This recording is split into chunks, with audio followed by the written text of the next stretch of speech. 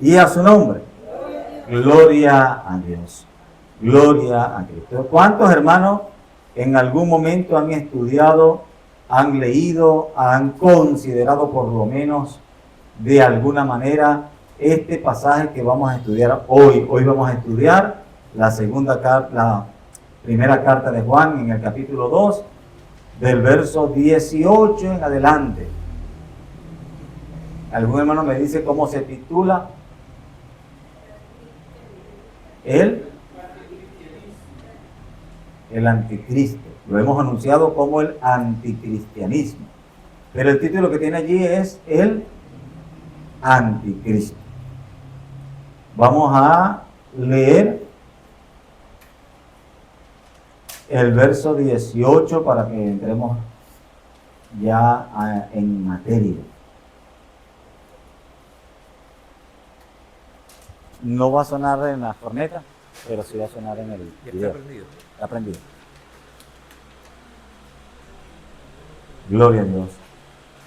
Aunque no escuchen la voz en las cornetas, el microfonito está prendido para la grabación del video. Vamos a cargar un poquito el de las cornetas para que también suene el micrófono en la corneta. Primera carta de Juan, capítulo 2, verso 18. ¿Quién me hace el favor? Verso 18 solamente.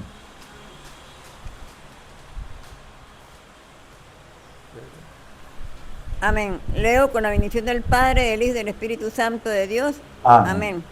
Hijito, ya es el último tiempo, y según vosotros oísteis que el anticristo viene, así ahora han surgido muchos anticristos.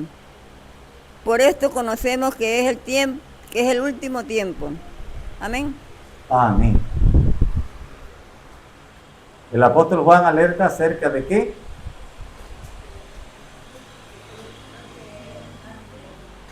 ¿Que viene? Que viene el anticristo. ¿Cuántos hemos leído el pasaje completo?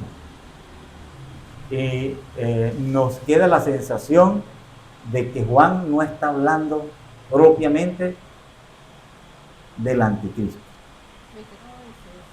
¿Amén? Sabemos que el anticristo es una persona en concreto, es un personaje real y determinado.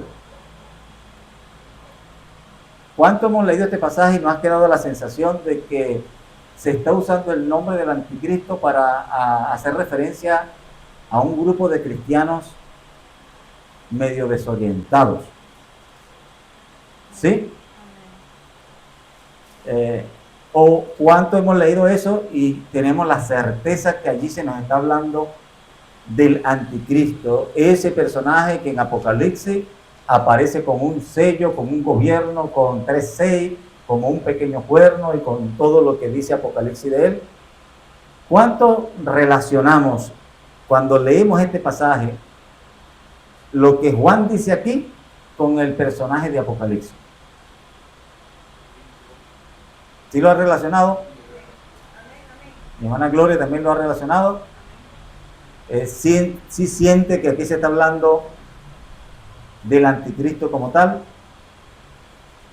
O que se está hablando, sabe que a veces decimos que hay unas personas que se comportan como el mismo diablo. Pero cuando decimos como el mismo diablo, no estamos diciendo que esa persona sea el diablo. Simplemente estamos usando hijos del diablo. Una figura Simbólica.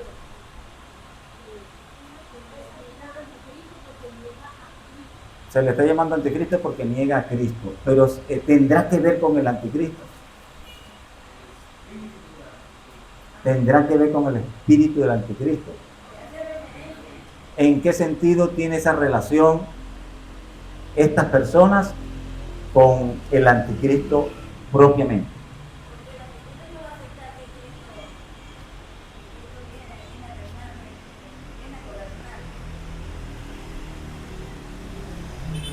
Todo aquel que niegue que Cristo vino en sangre y carne del espíritu del anticristo. del anticristo. ¿Por qué? ¿Por qué con ese personaje en general, en concreto? ¿No? A ver, el anticristo no es el diablo. El anticristo es una persona que va a venir en los últimos tiempos. ¿Qué relación tiene una persona que niega a Cristo con ese personaje en particular? Porque él rechaza a Cristo. Por rechazar a Cristo. Entonces todo el que rechaza a Cristo En cierto modo, si lo niega, no lo quiere aceptar, algo tiene del espíritu del anticristo. No tendrá todo, pero algo tiene. algo tiene del espíritu del anticristo. Entonces entenderíamos que el espíritu del anticristo es cualquier rechazo acerca de Cristo. Aunque dice que salieron de nosotros, pero no era de nosotros. Como doctrina. ¿Ah? Como doctrina. A ver, lo que pasa es lo siguiente, si nosotros ampliamos tanto el término que decimos, es que todo el que no enseña acerca de Cristo correctamente, lo podemos tildar como No. del anticristo, como que es parte del anticristo. Tampoco así. El que lo rechaza tajantemente, que no quiere nada con Dios. Y estando aún, habiendo conocido al Señor, se niega a aceptar. Se niega a creer que Cristo vino en carne. Lo rechaza. Amén. Amén. Amén.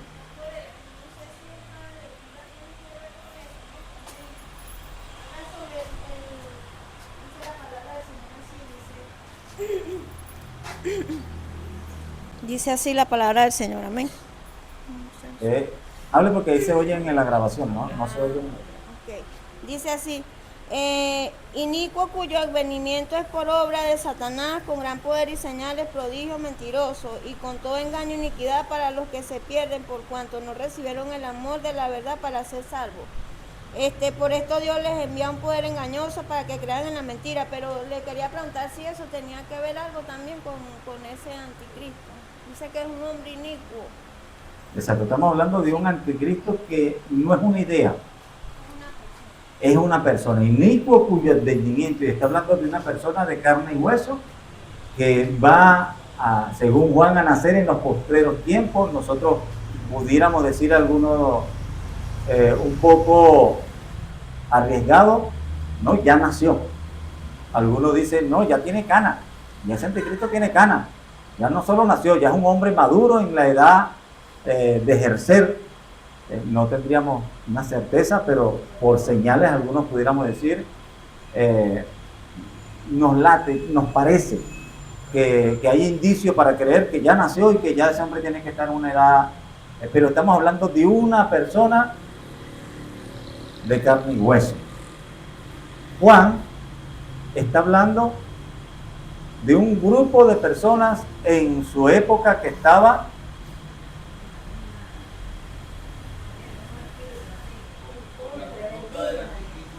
afectando a la iglesia, y Juan hace una relación. Y Juan no dice se parecen. Juan no dice tienen un aire.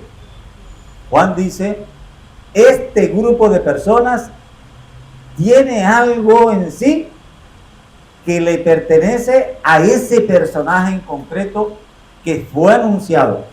¿Cómo lo dice Juan? Lo acabamos de leer, dice así: hijitos, ya es el tiempo, y según vosotros oísteis, que el anticristo viene. Comienza Juan hablando en singular.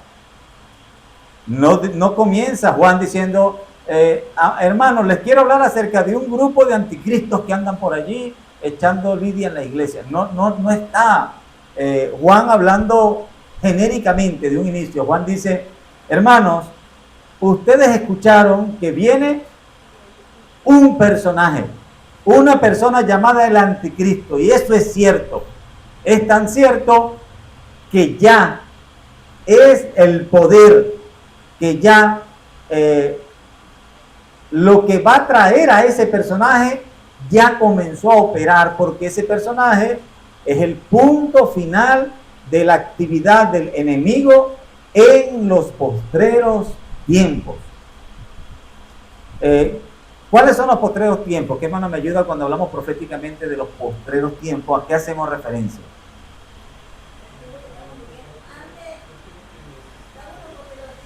¿Desde cuándo estamos en los postreros tiempos? Después de la venida de Cristo. Proféticamente, después de cuando comienza la gracia, a ese mismo periodo de salvación que nosotros le llamamos la gracia, bíblicamente se le conoce como los postreros tiempos. ¿Cuándo comenzó la gracia? ¿Cuándo comenzó la gracia? En la resurrección de Cristo. Algunos pueden decir concretamente cuando descendió el Espíritu Santo al día de Pentecostés. Otros pueden decir no. En el instante que Cristo entregó su vida en la cruz, y estaríamos hablando de un lapso de tiempo muy cercano. O en la muerte, o en la resurrección, o 40 días después, en el día del Pentecostés, o algunos dirían en el momento de la ascensión. Allí comenzaría propiamente la gracia, pudiéramos buscarla en ese, pero a ese periodo de tiempo que comenzó con la obra de Cristo en la cruz, se le conoce como los postreros tiempos.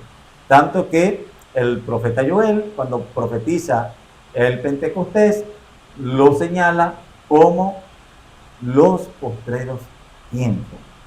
En los postreros tiempos derramaré de mi espíritu sobre toda carne. Así que a veces hay hermanos que queremos hacer las cosas más drásticas y le dicen, no, tú sabes que ya estamos en los postreros tiempos. Bueno, sí, estamos en los postreros tiempos desde que Cristo hasta ahora ya tenemos 2000 años. Así que no nos debe escandalizar el término los postreros tiempos, porque desde que Cristo estableció la gracia, se le conoce como los últimos tiempos de misericordia. Lo que sí nosotros podemos precisar es que estamos en los últimos días de los postreros tiempos. Estamos en la rayita final de emergencia del tanque de los postreros tiempos. Ya el tiempo se está acabando por las señales que el Señor nos da. Creemos que es eso, pero Juan precisa en ese tiempo y dicen, amado, ustedes han escuchado que en los postreros tiempos, en el mismo instante en el que Cristo estableció la gracia como un medio abundante de salvación, en ese mismo instante el enemigo comenzó una operación contraria. No fue que el enemigo se sentó a esperar 2000 años a ver qué Cristo iba a hacer, para ver cómo al final del tiempo iba a contrarrestar la obra de Cristo. No. Estableciendo Cristo la gracia, el enemigo comienza a resistir la gracia. Y lo hace a través de un movimiento, de un espíritu que Juan lo llama el espíritu del anticristo. Hijitos, ya es el tiempo. ¿Qué tiempo? Ya son los postreros tiempos. Y según vosotros oísteis que el anticristo viene. ¿En qué tiempo profético ocurrirá la llegada del anticristo?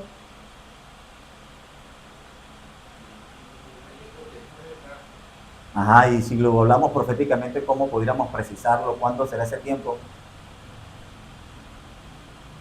Hijitos, vosotros habéis escuchado que el anticristo viene.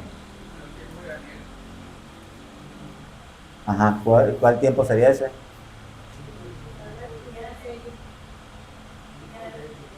Con respecto a los postreros tiempos, ¿cuándo vendrá el anticristo?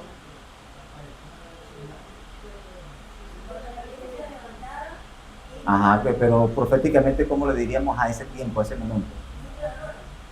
¿Y cuándo ocurre eso? Ajá, con respecto a los postreros tiempos, fácil. Al final de los postreros tiempos, terminando los postreros tiempos, vendrá el anticristo. ¿Qué caballo comienza y abre, inaugura el tiempo de Apocalipsis? El caballo blanco. ¿Qué entendemos nosotros que es el caballo blanco? Así que, ¿quién marca el final de los postreros tiempos? En alguna manera, la aparición de ese personaje. Dice, si él apareció, ya los tiempos no son los postreros tiempos, ya es el día. Si él apareció es porque ya no son los postreros tiempos, sino que es el día. Así que Juan comienza diciendo de esta manera: hijitos, vosotros escuchasteis que vendrá un personaje al final de los postreros tiempos, pero ya estamos en los postreros tiempos. Y en estos postreros tiempos, aunque el personaje todavía no ha aparecido, hay algo que va a estar operando a la par del cristianismo. En el mismo instante en el que comenzó a operar la gracia, el mismo enemigo comenzó a resistir la gracia y comenzó a operar el espíritu del anticristo. Así que Juan dice, ustedes no tienen por qué extrañarse, porque si hay cristianismo, también hay anticristianismo. Cuando la ley le fue dada al pueblo de Israel, inmediatamente dentro del mismo pueblo de Israel hubo quien se levantó en contra de la ley. Cuando hay y Dios establece algo, el enemigo siempre querrá poner resistencia y oposición a lo que el Señor hace. Así que el apóstol, y yo sé que se nos hace muy fácil hacer una separación, pero usted se ha puesto a pensar que este es Juan que está hablando aquí y está diciendo, hijitos, habéis oído que viene el anticristo, y yo os digo que ya el espíritu del anticristo está operando. Es el mismo Juan que escribió el Apocalipsis. No es Pablo haciendo referencia a los escritos de Juan, es Juan haciendo referencia a los mismos escritos, a la misma revelación que Dios le dio a él. Y el que nos da mayor información acerca de la persona del anticristo, humanamente, es el apóstol Juan. Así que Juan sabe, no está hablando de un anticristo como un hijo del enemigo. Juan está hablando del anticristo. Por eso los teólogos titularon el anticristo. Los teólogos no titularon el espíritu del anticristo en la iglesia. Los teólogos dijeron, Juan está hablando de ese personaje literalmente, y está uniendo la actividad que había en ese tiempo en la iglesia con ese personaje. Hay una unión, hay un enlace tan estrecho que Juan dice, ¿sabe? Ustedes escucharon que al final de los tiempos vendrá ese personaje, lo leyó mi hermana Jenny, es inicuo que vendrá con poder, cuyo advenimiento será por obra de Satanás, y todo lo que la Biblia nos anuncia. Juan dice, ustedes ya conocen de ese personaje, yo tengo algo que decirles. Ese personaje no viene solo, es el resultado final de un trabajo que el enemigo va a hacer dentro de la iglesia,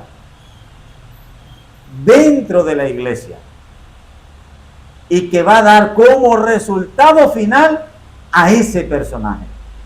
Ese personaje no viene de la nada, ese personaje viene como punto final de ese trabajo de introducir dentro de la iglesia el error. Así que el anticristo no va a llegar inventando y que nació de la nada y va a establecer un poco de locuras que se le va a ocurrir. Él va a ser el punto final del trabajo de Satanás resistiendo la gracia de Cristo. Él es el último gran personaje del trabajo de Satanás. Por eso Juan dice, hijitos, ustedes escucharon que en los últimos tiempos va a aparecer el anticristo. Sí, él va a aparecer, pero para que él aparezca ya, desde ya sus hijos, sus hermanos y la misma corriente está trabajando en la iglesia. Él va a ser el resultado final de lo que hoy ustedes están escuchando en la iglesia, que resiste la enseñanza que yo les estoy dando. Así que Juan está diciendo, yo no les estoy resistiendo esa enseñanza porque no me convence esa enseñanza. Juan se está parando firme y está diciendo, hijito, no son dos enseñanzas diferentes, no son dos corrientes de pensamiento, no son dos tipos de evangelio. Es el cristianismo que nosotros recibimos del Señor y lo que se está moviendo por allí, que es el espíritu del anticristo queriendo confundir a la iglesia del Señor. Y eso va a seguir operando hasta que llegue ese último gran personaje, que será el punto final del trabajo que ya Satanás venía haciendo dentro de la iglesia en ese tiempo, a través de este movimiento. Nosotros lo identificamos como los gnósticos, que era un movimiento de engaño, tenían una serie de enseñanzas totalmente descabelladas, al punto que ellos enseñaban que Satanás y Dios eran la misma persona, que el Dios Padre y el Dios Hijo no tenían una comunión, de hecho, que el Hijo no tenía nada que ver con el Padre, que eran totalmente diferentes. De hecho, ellos decían que Jehová era un espíritu de engaño y Cristo era un maestro de la verdad. Y ante esas cosas es que sale el apóstol Juan a aclarar toda la situación a los creyentes, y comienza Juan de esta manera, no hablando de un espíritu del anticristo, hablando primero de la persona del anticristo. Juan comienza a decir, hijitos, viene al final de los postreros tiempos, viene, ustedes han escuchado, ya les hemos anunciado y ya Dios lo ha revelado, viene un anticristo.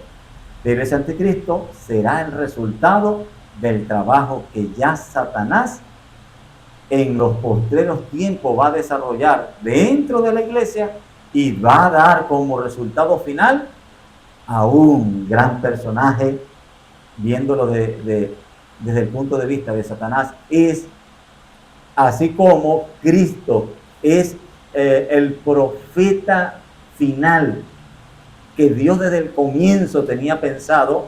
Cuando Dios da a Moisés, dice, Moisés, yo no es que me dio por levantar profeta, yo tengo un profeta que traer, y ustedes van a servir simplemente como una muestra de ese profeta que yo tengo. No es que Dios quería establecer la figura del profeta como un personaje indispensable en la iglesia. Dios dice, Moisés, un profeta como tú, un hermano como tú, yo tengo en mente traer a alguien como tú, y como yo lo voy a traer a él, estoy dando dentro del pueblo estoy haciendo funcionar profetas, pero mi profeta es él. Lo dice Hebreo de esta manera. Dios, habiendo hablado en otras veces, mucho tiempo a través de los profetas, su intención final era hablar ahora a través del Hijo. Y entonces nos está diciendo que esos profetas eran la antesala para prepararnos a escuchar al gran profeta, que es Cristo, el Verbo, la voz de Dios encarnada. ¿Sí? Eso es Cristo. Entonces, ¿qué es el anticristo? Algo semejante. El enemigo comienza a introducir engaño, error, confusión, empieza a introducir toda una serie de mentiras, pero la intención de él no es solamente llenar la iglesia de mentirosos. No es que Satanás se quiera regodear teniendo mentirosos en todos lados. Igual como un imitador, Satanás dice, yo tengo mi gran engañador reservado para después de los postreros tiempos. En el tiempo en que yo reciba luz verde para hacer toda mi maldad contra la humanidad, yo tengo una persona reservada. Así que los demás, los que hoy están de alguna manera sembrando el engaño, me están sirviendo para prepararle el camino a ese personaje. Es esa la idea de Juan. Por eso Juan dice, hijitos, a ver, yo les voy a hablar de una situación que está pasando hoy dentro de la iglesia. Yo les quiero denunciar personas que hoy están diciendo cosas dentro de la iglesia, pero yo quiero comenzar aclarando algo. Esto está relacionado con ese personaje que ustedes ya escucharon que viene y que a la verdad viene, que es el anticristo, y lo que estamos viendo en la iglesia es el trabajo de Satanás tratando de preparar el camino. Por eso es el mismo espíritu.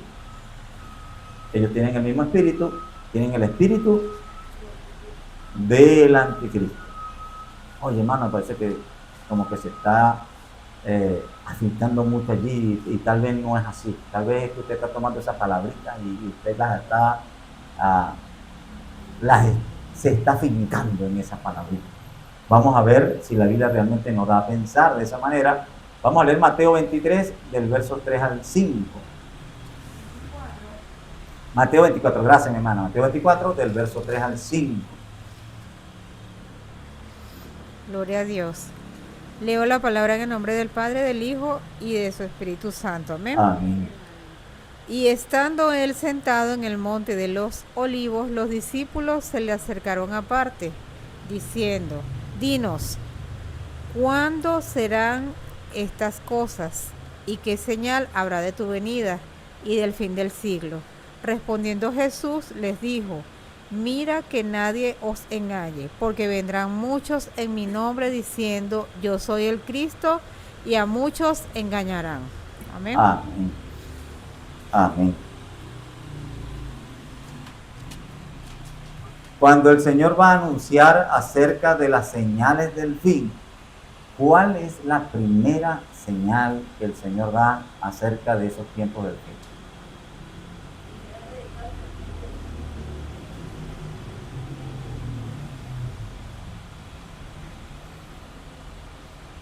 Mirad que nadie os engañe. ¿Y por qué? ¿Por qué pueden ser engañados? Se parece, pero ahí es donde está un poquito, se nos escapa el detalle importante. No dice Cristo, vendrán falsos cristos. Dice Cristo, esos falsos cristos vendrán en mi nombre. Y es algo que parece contradictorio. Porque si ellos vienen diciéndose que son el Cristo, ¿cómo van a venir en nombre de Cristo? Pero así lo dice él. Él dice, ¿sabes? Se van a levantar muchos falsos cristos, pero estos falsos cristos no se van a levantar espontáneamente desde cualquier parte y en cualquier circunstancia. Estos falsos cristos que van a querer confundir al mundo y especialmente a la iglesia, porque le dice, mirad que nadie os engañe. No dice, ay, qué engaño se va a dar el mundo. No. Él, recordemos, le está hablando a los discípulos como representantes de la iglesia. Y el Señor le dice a la iglesia, iglesia, fíjate, cuídate de que nadie te engañe, porque vendrán muchos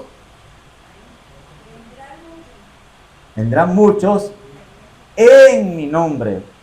Y entendemos ese en mi nombre dentro de la iglesia. El alerta de Cristo no es tanto. Hoy hermano, escuchamos hermanos que dicen, ¿tú has escuchado los Illuminati? ¿Tú has escuchado cómo está los santeros? ¿Tú has escuchado a un palero? ¿Tú has escuchado a un satanista? ¿Tú has escuchado a una gente de esa gente de sorte? ¿Tú has escuchado? El Señor no alerta acerca de ellos. El Señor no alerta acerca de ello. El Señor dice, a mi iglesia no lo va a engañar uno de esos de allá afuera. Cuídense de los de adentro. Cuídense de los que vienen en mi nombre, porque desde aquellos que vienen en mi nombre, de un momento a otro dirán, yo soy cristiano, pero ahora ya no digo que soy cristiano. Ahora yo digo que soy el mismo Cristo. Hermano, y es aterrador ver cuántos hombres comienzan llamándose siervos de Cristo y luego hombres y mujeres hoy en día empiezan a llamarse Cristos. Asimismo, encarnaciones de Cristo. Comienzan introduciéndose a la iglesia, comienzan ganando reconocimiento y respeto en la iglesia del Señor, tomando el nombre de Cristo, tomando las enseñanzas de Cristo, viniendo como un maestro de Cristo, pero luego hacen un cambio sutil y de pronto comienzan a decir, no, es que al final yo soy el Cristo. Eso es el alerta final para el Señor decir, ese es el espíritu más peligroso. ¿Qué señales habrá antes del fin? Cuídense. Mirad que nadie os engañe. No estén tan pendientes de que si un satanista dice que aparece en un lado y aparece en el otro, que si dice que sale del cuerpo, que si se mete a la iglesia a tocarle el hombro a los hermanos para que volteen para atrás y se conviertan en una estatua de sal, que desde qué días están haciendo trabajo para nosotros contra trabajar, días que ellos están haciendo trabajo. No, el Señor no dice eso. El Señor dice, hay un peligro muy latente para mi iglesia. Y ese peligro parte de que en ese tiempo final de engaño vendrán muchos en mi nombre diciendo, yo soy el Cristo. Y el que no esté preparado,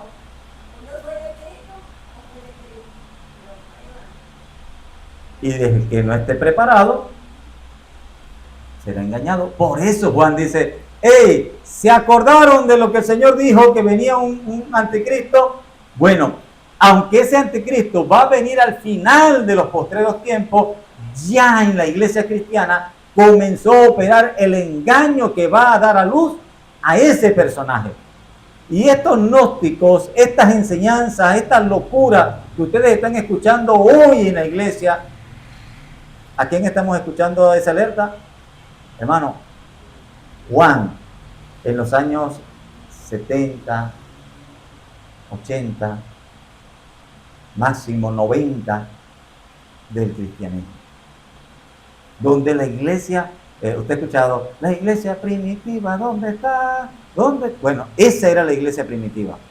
Y en esa iglesia primitiva que algunos dicen, hermano, esa era la iglesia perfecta, yo quiero retroceder al tiempo de la iglesia perfecta porque todos corrían a vender lo que tenían para repartirlo a los pobres y allí no había necesidad y no había chisme, ahí no había pastores, allí todos eran iguales y hay toda una locura vendiendo la imagen perfecta de la iglesia primitiva. Juan dice, hey, iglesia primitiva, ya hay dentro de ustedes obrando y algunos no se han dado cuenta y algunos se han dejado envolver por el espíritu del anticristo. Así que la iglesia perfecta no es la de los corintios, no es la iglesia primitiva antes de que nacieran las otras iglesias, no es la iglesia de Jerusalén. La iglesia perfecta es la iglesia puesta en las manos de Dios en el tiempo de Dios, la que se deja guiar por el Señor en cualquiera de los tiempos, y no debemos idealizar, ay hermano, porque esto se echó a perder cuando se acabó la persecución. ¿Cómo sería? Qué bueno sería.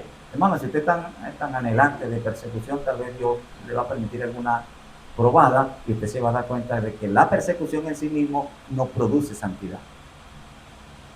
Aún en tiempos de persecución, también hay problemas en la iglesia. Y si la persecución hubiera mantenido a la iglesia intachable y perfecta, pues Dios no hubiera quitado la persecución y aún se mantuviera una iglesia perfecta. Pero la persecución llegaba a un punto donde estaba ya afectando a la misma iglesia y era necesaria que cesara para que se pudiera establecer los principios de la iglesia cristiana y hoy tuviéramos el fundamento de la iglesia cristiana a nuestro alcance. Verso final del 9. Por esto conocemos que es el último tiempo. Por esto conocemos que es el último tiempo. ¿Por qué? Porque se habían levantado muchos profetas. Había venido Moisés, había venido Elías, había venido Isaías, Jeremías, Ezequiel, Daniel. ¿Quién más? Malaquías. Todos ellos. Juan el Bautista. Todos ellos. ¿Sabe que no había pasado al final del ministerio de ellos? ¿Quién no pasó al final del ministerio de ellos? Que se levantara un grupo de creyentes de esos profetas a hablarse en nombre de esos profetas. No había en Israel, no se levantaron en Israel los eliasitas. No se levantaron en Israel los seguidores de Juan el Bautista diciendo nosotros vamos a continuar la obra de Juan el Bautista. Pero ¿sabe que sí se había levantado después de la muerte de Cristo? Muchos que decían venir en nombre de Cristo. Nuestro Señor dejó un mensaje que sembró iglesia. Así que Juan comienza allí a decir, ¿cómo sabemos que son los últimos tiempos? Porque no solo vino Cristo, no solo murió Cristo, no solo ascendió Cristo, sino que después vemos el nacimiento de la iglesia. Y hoy hay muchos que estamos hablando en nombre de Cristo. Por eso sabemos que estamos en los postreros tiempos. Porque hoy hay creyentes de Cristo. Él fue la semilla y ya se está dando la cosecha. Cristo fue sembrada como una semilla. ¿Qué produjo esa semilla? El fruto. ¿Qué tipo de fruto? La iglesia del Señor. Vamos a leer segunda de Tesalonicenses, capítulo 2, del 3 al 5.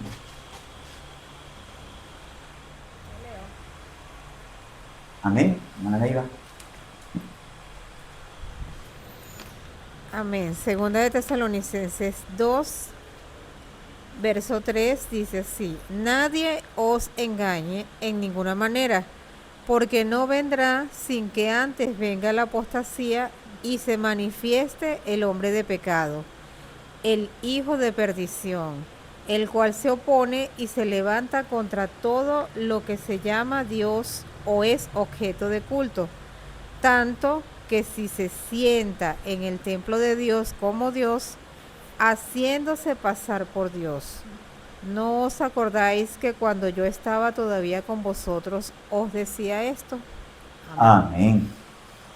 Amén. ¿Qué dice Pablo? Dice, mirad que nadie os engañe. Que ustedes le digan que ya se acabó la gracia y que ya esto se acabó. No le pueden decir eso. Ustedes no pueden creer eso. Porque ustedes saben que hay todo un proceso, Dios ha revelado cómo van a pasar las cosas. Y en esa revelación es necesario que antes que se acabe todo este tiempo, aparezca. ¿Ve la relación con Juan?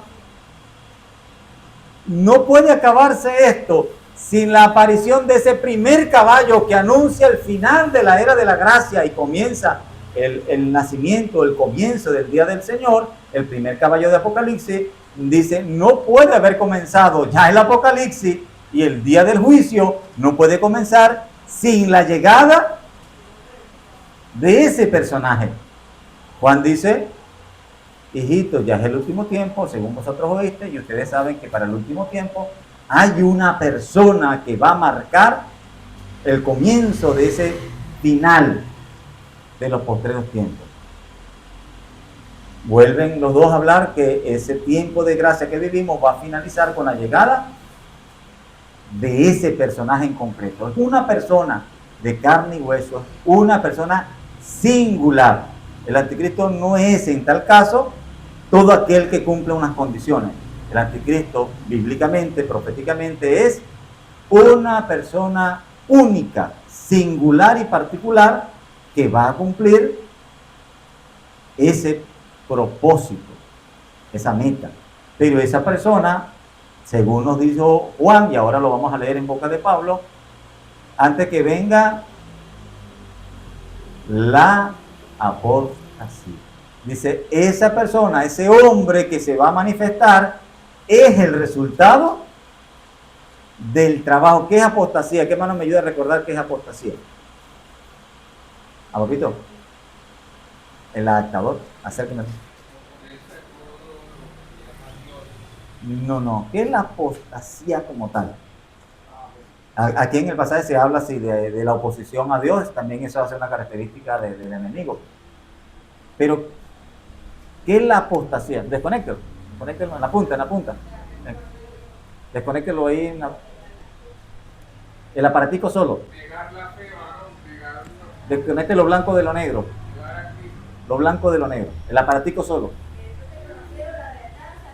Traiga lo que sea. Ajá. Apostatar es caer de la verdad. Esto solo, ¿eh?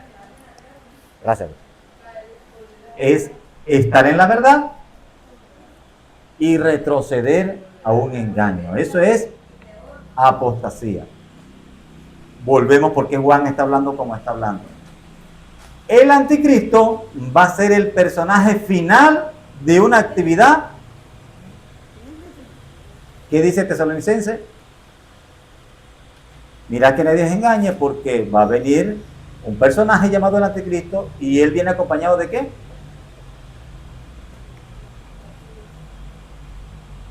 De la apostasía. El anticristo va a ser. Ahora, ¿qué es necesario para que el anticristo sea el representante de la apostasía?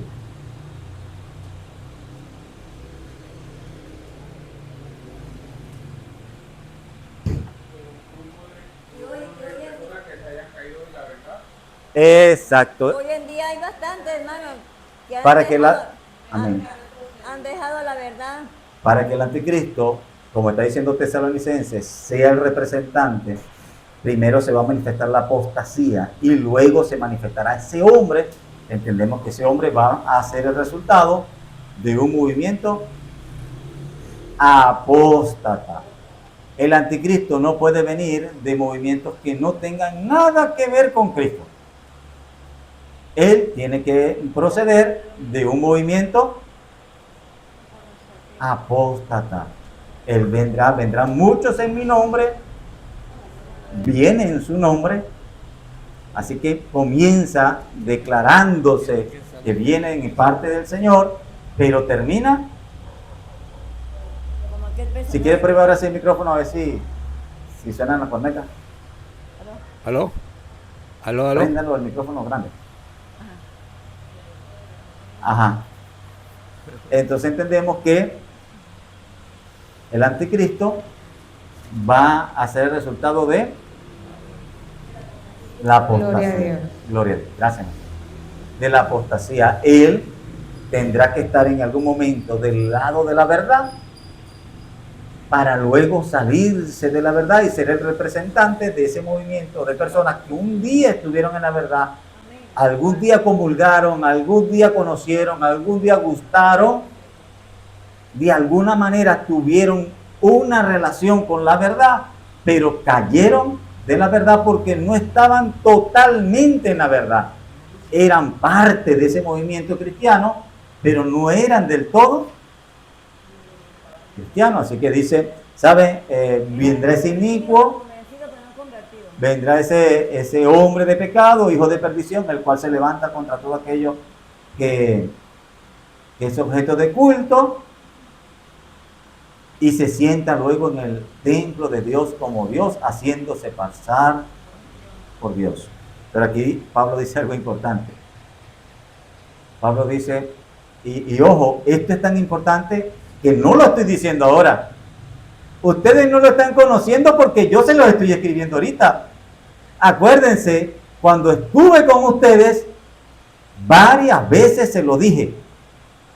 Así que para la iglesia es importante conocer estas verdades. No podemos tomar la postura de decir, hermano, a mí no me importa. A mí lo que me importa es decir, aleluya, gloria a Dios, la sangre de Cristo tiene poder y todas esas cosas. Yo, hermano, eso no tiene por qué quitarme a mí el sueño. Eso va a pasar, si va a pasar. Si Dios quiere que pase, pasará. Yo no tengo por qué estarme partiendo la cabeza en eso. Mientras que yo sienta que la cosa viene de parte del Señor, aleluya, gloria a Dios. Lo demás se lo dejo yo a los teólogos. A esos teólogos se les gusta partirse la cabeza. No dice eso Juan, no dice eso Pablo. Pablo dice, acuérdense, y ¿saben por qué se tienen que acordar? Porque varias veces, no solo se los estoy escribiendo ahora, varias veces cuando estuve entre ustedes, se los dije, se los expliqué y se los recordé. Porque si no fuera importante, bastara con decirlo una sola vez. Pero cuando algo es importante, se dice, se repite, se recuerda, se recalca, se resalta para que no se olvide. Así que Pablo está en Tesalonicenses hablando del mismo tema, de ese hombre que viene, producto, no viene solo. El anticristo no viene solo. El anticristo es el resultado final de todo un movimiento apóstata. Hermano William. Dice en Mateo 24, el 5 dice, porque vendrán muchos, el plural, vendrán muchos. Y por eso Juan dice los anticristos. Ajá, vendrán muchos, o sea, ese sería el grupo que se está formando dentro de la iglesia, o sea, los apóstatas, y luego el Tesalonicenses dice porque vendrá uno, porque no vendrá, esa hora en singular, entonces ese va a ser el cabecilla, el que los va a gobernar. Amén. Pero todos van a salir, parece, del mismo grupo, de la misma tendencia religiosa esa loca, ¿no? Amén. Hay un movimiento que nos alerta a la escritura y el anticristo aparece como el representante final de ese movimiento. Normalmente los movimientos se dan de esta manera. Comienza un líder y ese líder da nacimiento a un movimiento con sus seguidores. Todos son así. ¿Por qué existe castrismo? Porque existe chavismo. ¿Ah? Castrismo es el movimiento cubano de las personas que tienen a Fidel Castro como líder ideológico. A los que eran seguidores de Fidel Castro como su líder, se les decía, este es parte del castrismo. O el gomecismo en Venezuela.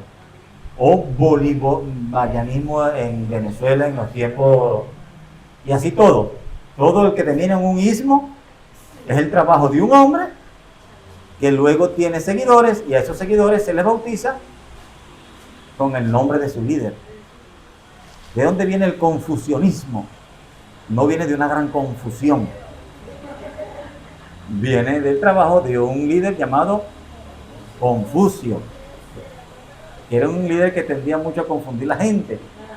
Entonces, de ahí viene el confucianismo. Pero el anticristianismo es terrible, porque el anticristianismo, el líder, es el resultado del trabajo de sus seguidores.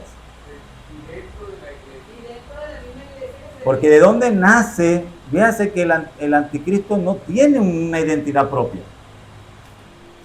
El anticristo es un personaje que nace de la resistencia a Cristo, de la oposición a Cristo. Y allí lo encontramos su identidad con Satanás, porque realmente Satanás significa el opositor. Él no tiene ni siquiera tal protagonismo para tener un nombre propio. A él se le llama el enemigo, el adversario, el opositor.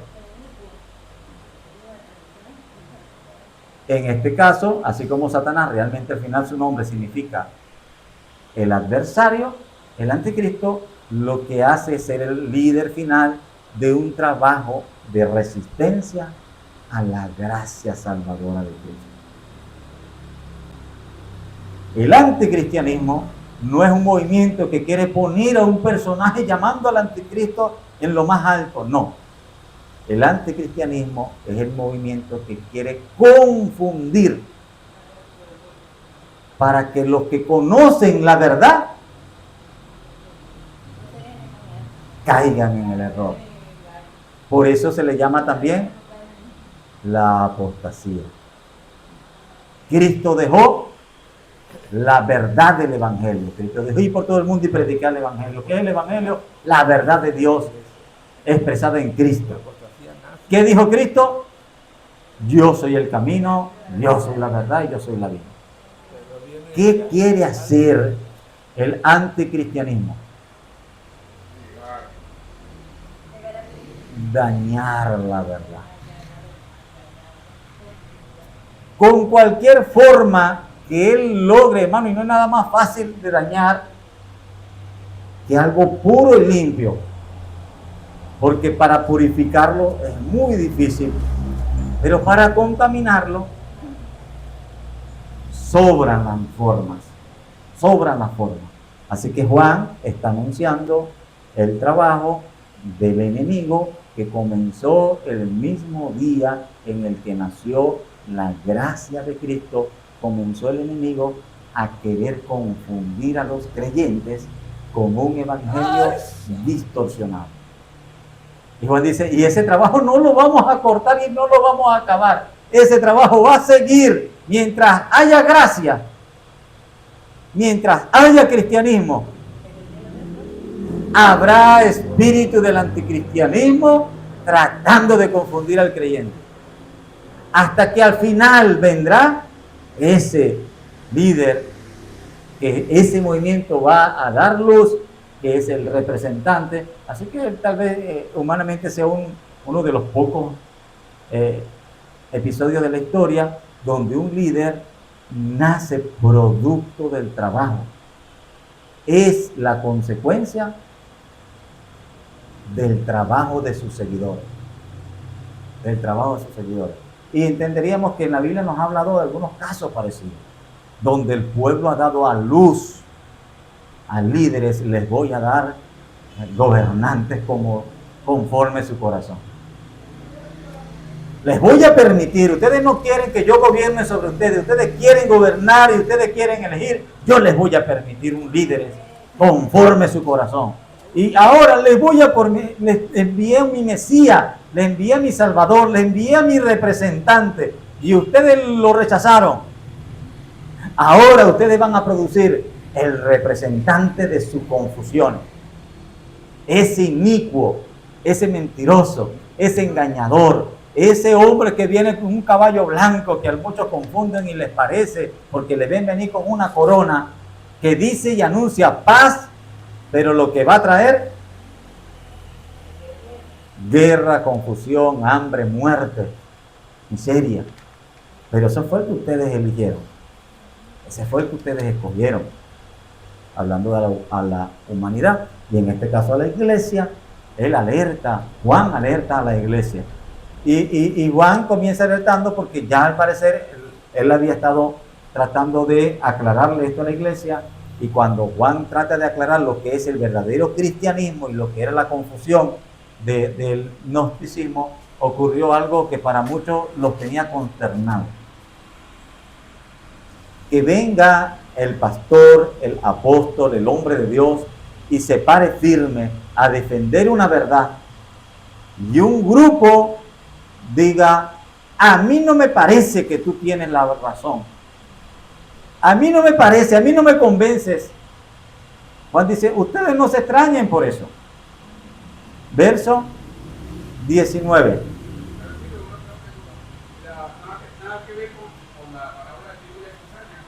Sí, mucho que ver, por supuesto que sí. Por eso el Señor anuncia que en el campo del Evangelio va a haber trigo y va a haber cizaña. En el mismo momento en que comenzó la siembra de trigo, no se dio cuenta que cuando comienza la siembra del trigo, no es que pasaron unos meses y el trigo estaba un poquito grande y empezaron a sembrar cizaña, porque si hubiera habido esa diferencia de tiempo, hubiera sido muy fácil decir, no, ¿tú sabes cuál es la cizaña? la pequeñita, la que acaban de sembrar. No, el enemigo fue tan audaz y tan astuto que en el mismo instante en el que se sembró el trigo, sembró la cizaña y comenzaron a crecer juntamente. Y ojo, no es que el Señor termina diciendo dejen a la cizaña quieta, cuidado, no es ese el mensaje. El mensaje es decir, por más trabajo que se quiera hacer, nunca se va a sacar totalmente la cizaña de dentro del campo. Nunca. Siempre habrá dentro del campo alguna parte de cizaña. Porque será hasta el final de los tiempos que vendrán los ángeles y terminarán de hacer la limpieza total y absoluta. Pero Juan dice, pero no es que todo va a ocurrir al final, porque ya comenzó a haber una limpieza. Salieron de nosotros porque no eran de nosotros. Porque si hubiesen sido de nosotros, habrían permanecido con nosotros. Pero salieron para que se manifestase que no todos son de nosotros. Y aquí esta frase ha sido, o este versículo ha sido abusado. Ha sido interpretado en un extremo muy ligero.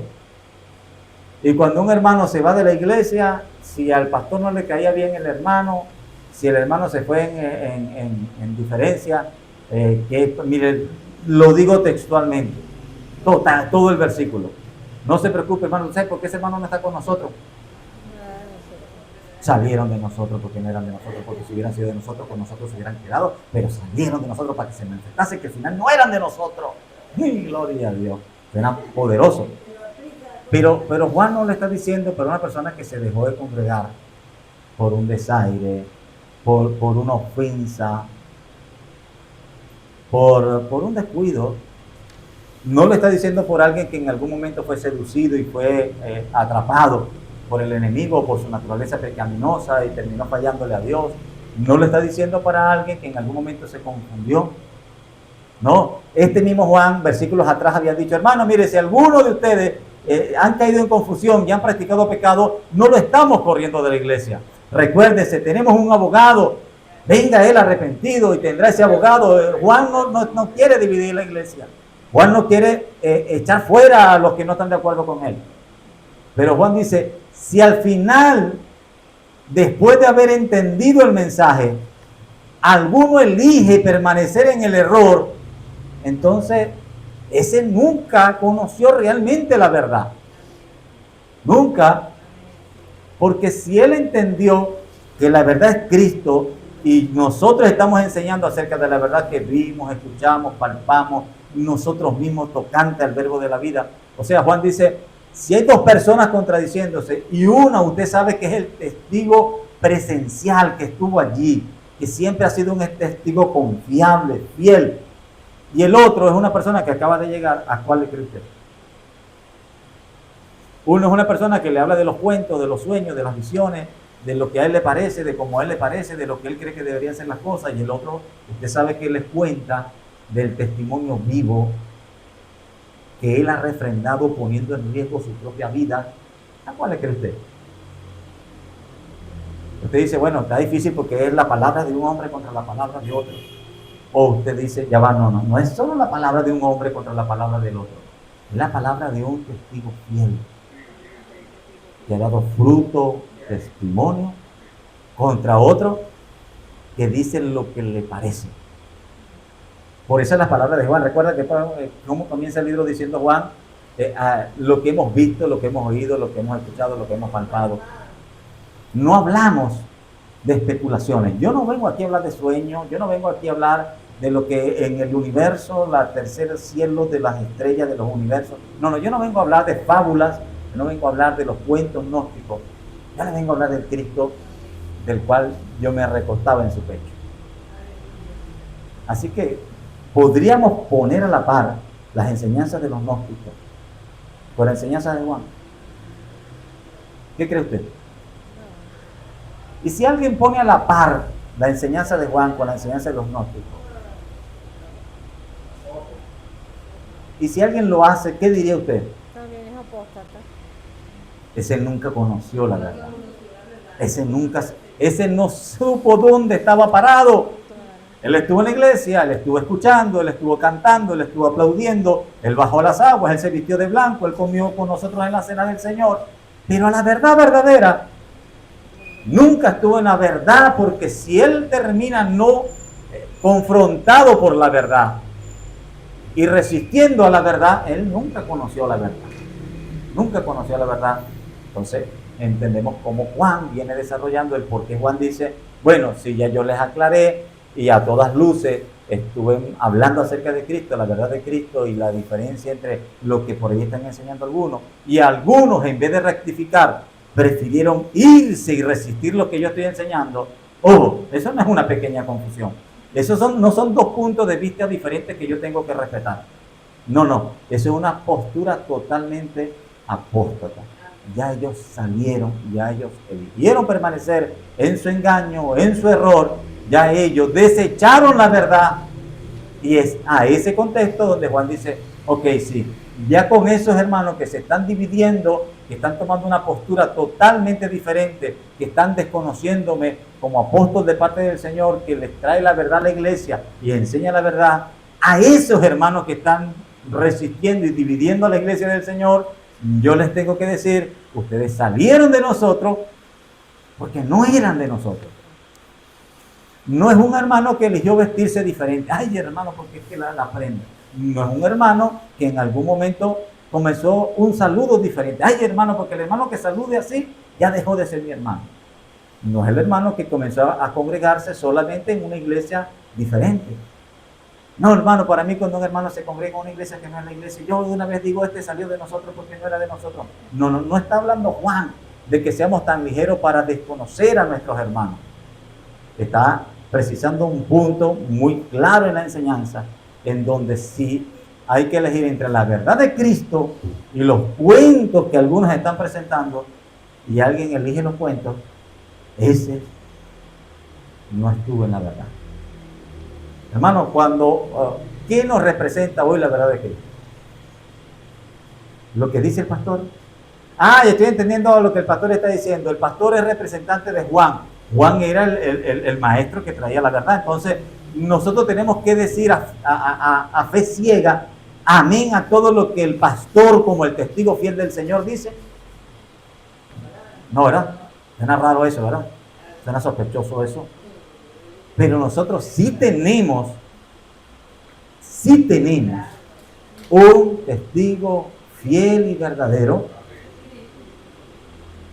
que se nos presenta, y si alguien confrontado contra ese testigo elige una verdad diferente, se puede aplicar este pasaje.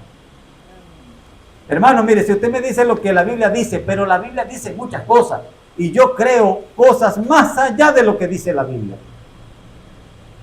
¿Sabe que esa postura está hoy reinando en muchos lugares? Ay, esos 66 libritos, ¿usted quiere encerrar a Dios? En 66 en cartas, libritos chiquiticos. ¿Usted cree que Dios no es muy grande como para ser encerrado en esos 66 libros? Si usted no reconoce la verdad del Evangelio en esos 66 libros y a usted le parece que en otros libros hay tanta o más verdad que allí, usted nunca estuvo en la verdad que esos 66 libros representan. Hermano, el cristiano que está claro en lo que ha creído, tiene una verdad firme, en la cual confronta el engaño contra esa verdad, y él se mantiene firme. Puede que en un momento titubee, porque todavía no somos, hermano, no tenemos los 66 libros grabados como una piedra en la mente y en el corazón, y en algún momento podemos tener cierta confusión. Pero cuando se nos aclara esa confusión y nos dicen, esto es verdad bíblica, y esto es cuento, esto es sobrenatural, esto es paternalismo, esto es guerra sobrenatural, o llámelo como lo llame, esto es apostolado, pero esta es verdad bíblica, ¿qué va a elegir usted? Ay, me la puso difícil, hermano, porque la paternidad es hermosa. Ay, me la puso difícil, hermano, porque la guerra espiritual está hasta que el último de nosotros esté con vida. venceremos. Hermano, No, el código de Da Vinci. Código de Da Vinci, Muchos hermanos. libros apócrifos. Hay hermanos hoy fascinados con los libros apócrifos. Y entendemos que Juan, como un testigo fiel, y sabe, esto no es casual, este mismo escritor, el mismo escritor de Apocalipsis, recuerda cómo se presenta en Apocalipsis, se le presenta a este escritor. A este escritor se le presenta como el testigo fiel y verdadero. Oye, entonces Juan tenía ese nivel. Tal vez pudiéramos algunos decir, bueno, que Juan tenía ese nivel. O tal vez pudiéramos decir, Juan es representante de los escritores bíblicos. Y como representante de los escritores bíblicos, Juan nos representa la verdad de la palabra profética más segura. Y tenemos en nuestras manos esa verdad tajante, palpable, evidente, inequívoca. Y cuando nos demuestran que las otras enseñanzas que en un tiempo me pudieron haber llamado la atención, me pudieron haber gustado, que pude haber hasta practicado, que pude haber dicho, pero cuando me demuestran que esas otras verdades chocan con esta verdad que es la palabra de Dios, yo no tengo elección. Yo no tengo elección. Juan dice, si algunos eligieron algo diferente al evangelio que yo enseño, entonces ese nunca estuvo realmente con nosotros. Salieron de nosotros, no lo dice Juan, lo voy a parafrasear yo, lo dice Juan casi de esta manera: salieron de nosotros y qué bueno, porque no eran de nosotros. Eran cristianos nominales, pero su comportamiento era el del espíritu del anticristo.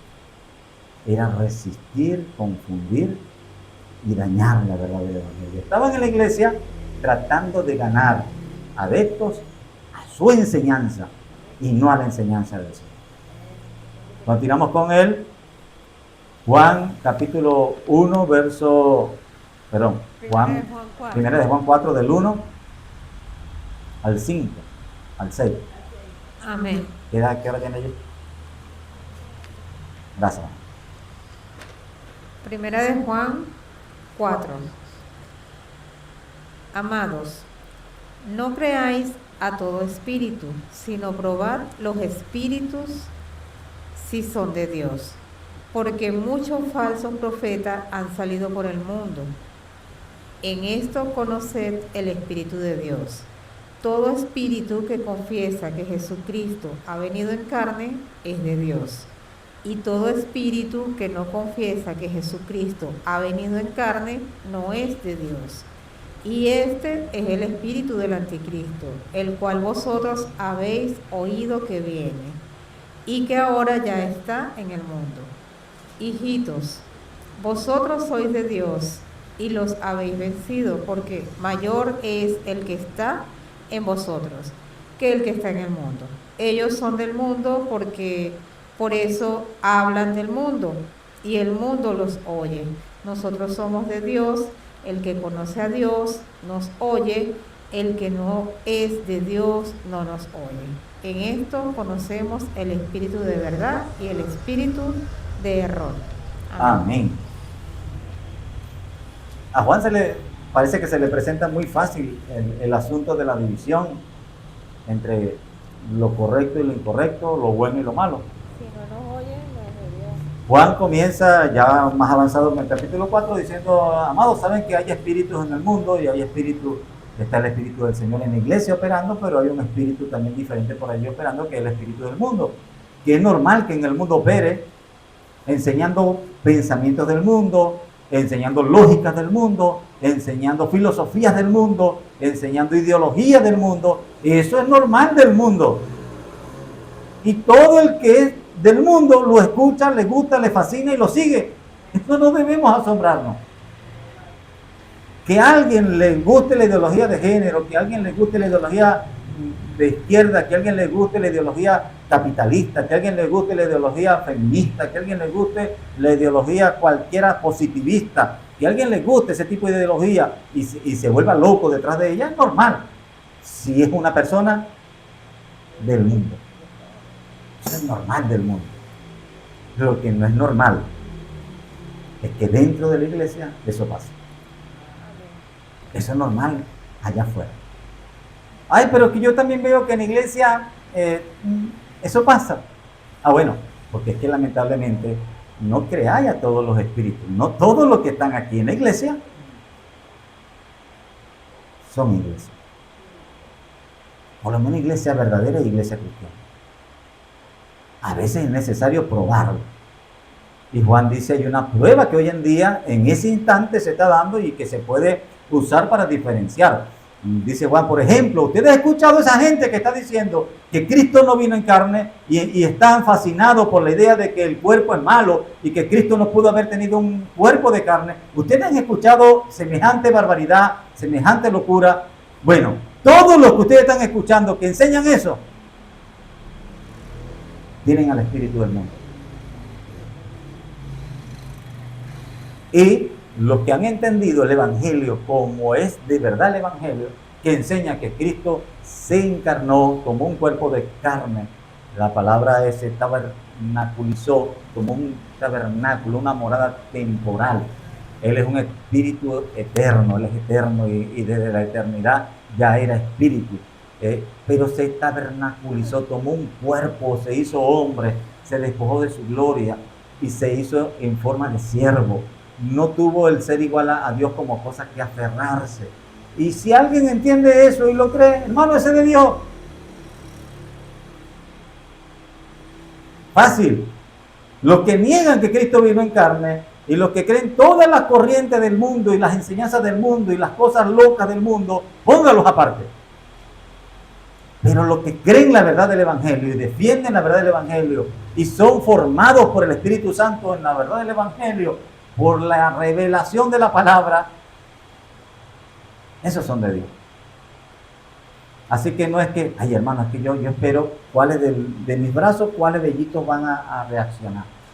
Y si cuando la persona habla, los vellitos que se me levantan son estos son los de la confirmación. No, hermano, eso no sirve.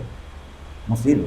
Juan dice, por su enseñanza, porque la enseñanza se alinea a lo que nosotros enseñamos como apóstoles del Señor, porque el Señor dejó una enseñanza, Cristo fue la verdad, y una verdad no cualquiera. Cristo nos dejó una verdad íntegra en toda la Escritura.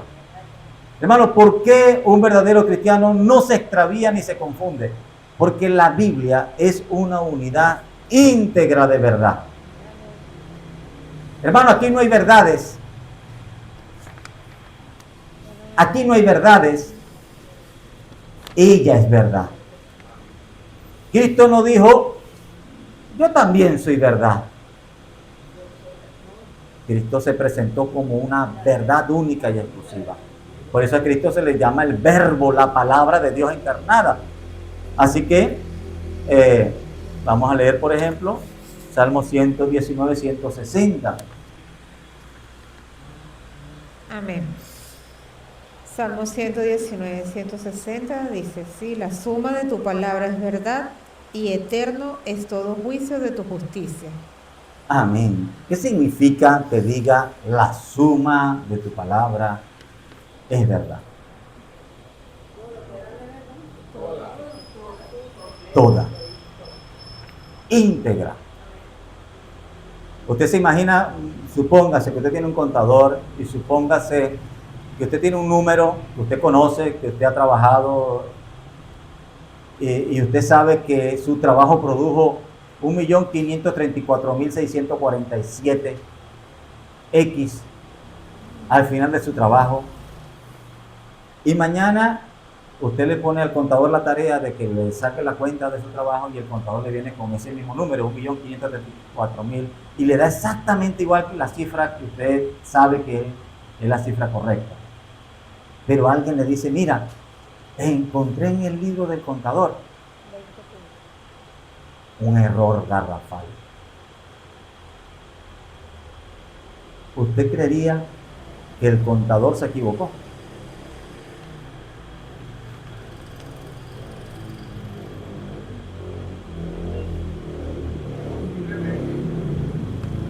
Y si el contador se equivocó, ¿por qué le dio exactamente la misma cifra que usted tenía al inicio?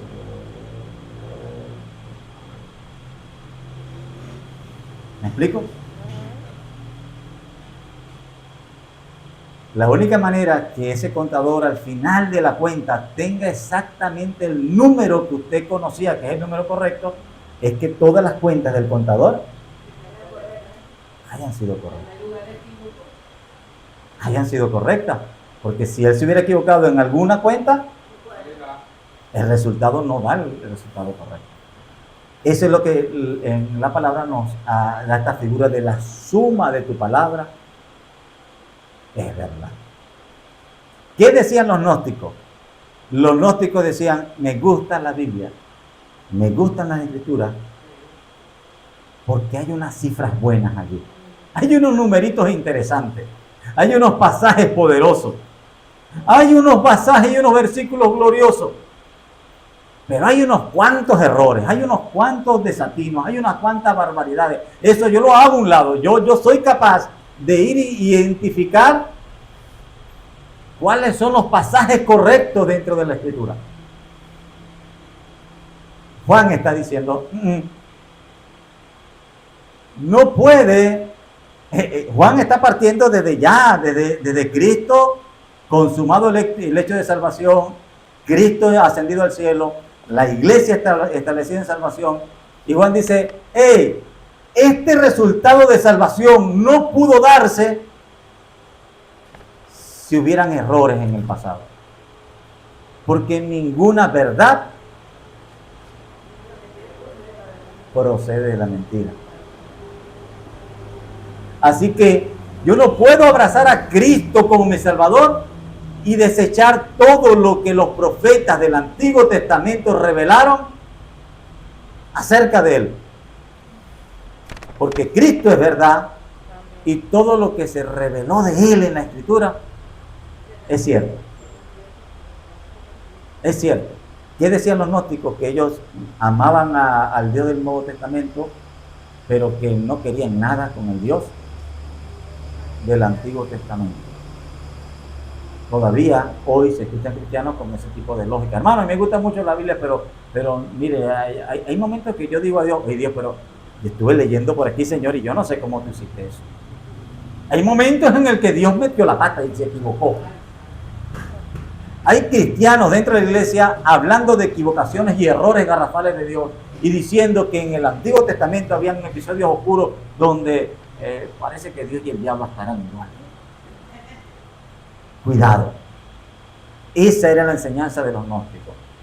Así que, dice Juan en el 20, pero vosotros tenéis la unción del Santo y conocéis todas las cosas.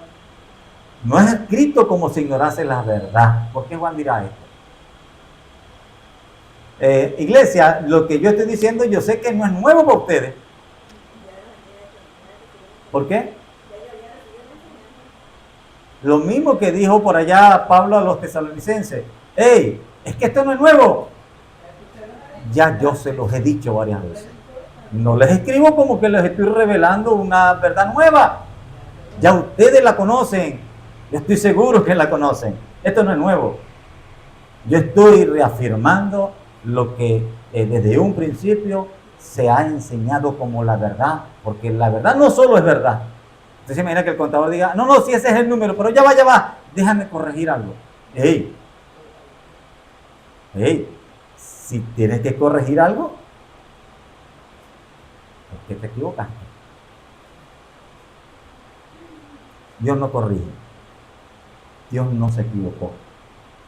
Dios, usted sabe, hay una ley para los contadores, es casi que una ley.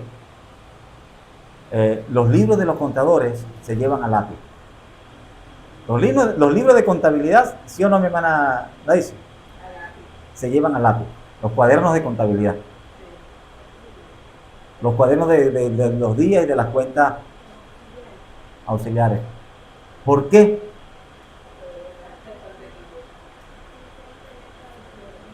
Porque es posible que el contador se equivoque y tenga que corregir. Dios no tiene libros escritos a lápiz. Dios desde un comienzo escribe en la piedra. y no borra, no corrige. Sus cuentas son ciertas, justas, verdaderas y eternas, todas ellas. Dios no tiene que corregir y rectificar. No. Así que cuando empiecen a escuchar por ahí, ay hermano, pero ahí el Señor dijo eso, pero eso, allí hubo un error. Ahí el Señor se le fue la mano. Allí el Señor no estaba muy claro, pero más adelante, cuidado. Hay hermanos hoy enseñando cosas así, como que hubieron errores en la Biblia. Pero hoy hay una revelación mayor para que entendamos mejor, así que esos son errores del pasado, pero hoy tenemos un evangelio más moderno y más sabio, capaz de ver los errores del pasado y decir, ese fue un error de Dios. Cuidado. Juan dice, todo aquel que te hable de un error de Dios, hazlo a un lado. En Dios no hay mentira, porque si Él es verdad, ninguna verdad procede de la mentira. Esa era la enseñanza gnóstica. Nos gusta Cristo, pero no nos gusta todo lo que los profetas dijeron antes de Cristo. No nos gusta el mensaje de santidad, nos gusta el mensaje de amor. Ese sí lo abrazamos, pero el de santidad no nos gusta tanto. No, la santidad es parte del mensaje y no puede ser borrado, corregido, anulado. Es parte de la verdad y es necesaria para que la suma cuadre perfectamente. Hermana Neiva. Estaba escuchando un mesiánico y estaba hablando de que precisamente en contra de la santidad, porque él dice, ¿cómo es posible que van a hablar de santidad y va a decir la Biblia que Jesús nació de María, que era una mujer casada? ¿Qué mayor aberración que esa, se decía el hombre? Hoy en día hay judaístas radicales, y uno se preocupa de cómo hay cristianos tan abrazando las palabras hebreas y las corrientes hebreas. ¿A dónde llevan esas corrientes hebreas? Cuidado.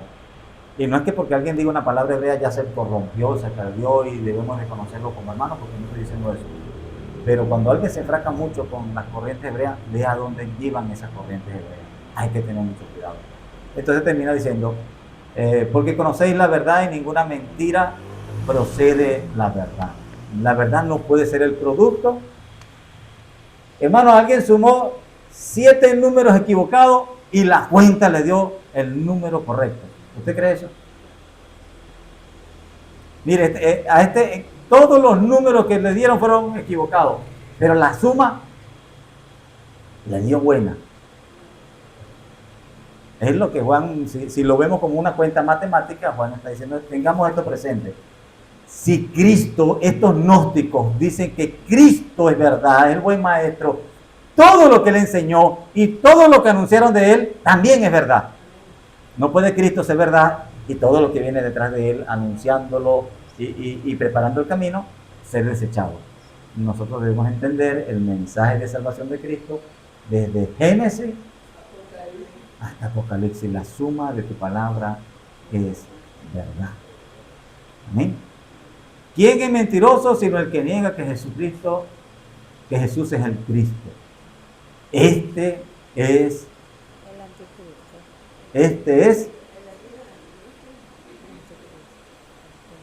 anticristo. Ya que nos da la partícula él. No está diciendo él es el anticristo, sino este es anticristo. Ciertamente diciendo, este opera, o en él opera el espíritu del anticristo. Esa es la corriente del anticristianismo. Juan está preocupado por el error dentro de la iglesia, por la confusión, por las enseñanzas que distorsionaban la persona de Jesucristo, el mensaje de la persona de Jesucristo. Más preocupado Juan por eso que por el satanismo, que por la brujería, que por los del norte, que por los del sur, que por lo que el mundo hace, que cómo lo hace, que si pusieron tierra de muertos, que si una gallina botó sangre. Juan dice, no, dejen esas tonterías afuera, eso es cosa del mundo, déjensela al mundo. Cuidado con lo que están escuchando y refutando y aceptando dentro de la iglesia del Señor. Cuidado con los mensajes que ustedes están abrazando, porque si ustedes abrazan un mensaje que enseña que Cristo no es Dios, ustedes se están dejando arrastrar por el espíritu del anticristo. Y si ustedes al final terminan abrazando, solo hay una explicación. Ustedes nunca conocieron la verdad. Nunca conocieron a la verdad. Usted se imagina, amado hermano, que usted tenga, esté enamorado de su pareja. Y no sé si a usted le ha pasado, pero hay fisionomías de personas que son muy comunes. Hay personas que su físico son muy fáciles de confundir con otras. Yo no sé cómo hacen los chinos, ¿verdad? O los africanos. Pero hay países donde las personas se parecen mucho. ¿Usted cree que es posible que un hombre se confunda con una mujer viéndola de lejos creyendo que es su esposa y no es su esposa? Sí, es posible. No debería. ¿Por qué no debería? Déjenme sacarla de ese error. Es posible. Es posible. Ponían en TikTok un hombre que está en un evento y al lado de una persona, una mujer muy parecida a la esposa, desde el punto que él termina poniéndole el brazo. Y al rato él ve y ve a la esposa más allá y dice, hey, ¿qué pasó aquí? Y cuando se pone a la persona, la estatura, la forma del cabello era muy parecida a la esposa. Puede darse ese caso, ¿sí o no? Se da. También en el caso contrario, hay mujeres que pueden confundir a esposo. Sí, puede darse el caso. Claro, hermano Melgarejo le llegó a pasar. Hay quien pueden confundirlo con Brad Pitt, ¿verdad? Se da el caso. Pero ¿sabes cuándo el caso ya se sale de proporción? Es que no solo es que lo vi y me confundí, es que lo llevé a la casa, cené con él, conversé con él, paseamos un rato. Y yo no me terminé de dar cuenta que era una persona diferente. Perdió la memoria. ¿Sabe cuál es la única explicación para que eso pase? Es que entonces usted nunca conoció a esa persona. La única explicación para que usted se confunda tanto con un extraño, que pueda tener comunión con él y no darse cuenta que es una persona diferente, es que usted nunca haya conocido verdaderamente a esa persona que dice amar. A un gemelo idéntico. A un gemelo idéntico. Si llega a un punto de comunión en el cual comparten y no se da cuenta del error, solamente hay una explicación. Tú eres un impostor. Tú no conociste a esa persona que dices conocer. A lo lejos cualquiera se confunde. Pero cuando las pruebas, cuando la comunión, entonces Juan dice, pero ya va, iglesia, yo sé que ustedes no se confunden, porque ustedes han conocido al santo, ustedes han conocido al ungido, ustedes han conocido la verdad, ustedes son la iglesia verdadera. Ustedes no la están conociendo ahorita siquiera, ustedes la han conocido ya anteriormente, se les ha sido enseñado. Así que yo no estoy diciendo que hay el peligro que ustedes dejen de ser iglesia porque se confundieron. No es eso lo que estoy diciendo. Pero lo que estoy diciendo es que si al final ustedes abrazan un evangelio diferente y se van detrás de ese evangelio diferente, chao con ustedes, porque ustedes salieron de nosotros. No quedo con la tristeza de se me llevaron una oveja verdadera. Juan dice, no, a mí no me queda esa tristeza. No conocerán a Cristo. Me queda la tristeza de decir, hay allí uno que nunca conoció la verdad. Nunca conoció la verdad. Ojalá lo hubiera conocido. Y si lo hubiera conocido, nunca se hubiera ido de nosotros. Es en ese contexto en el que Juan dice, Cristo es una persona que se identifica totalmente.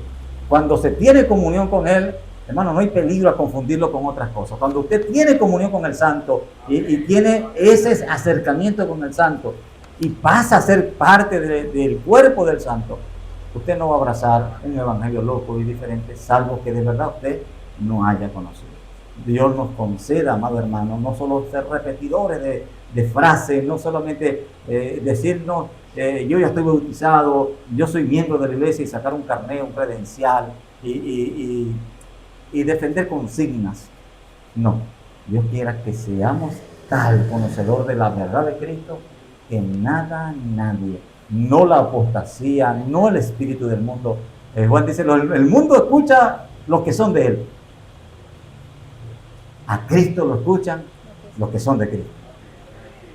¿Cuántos somos de Cristo? Amén. Dios quiera, ese sea siempre esa respuesta inequívoca y nunca nos dejemos arrastrar por espíritus de engaño, confusión, apostasía. Vamos a darle gracias al Señor. Ana Daisy, echando una ayuda.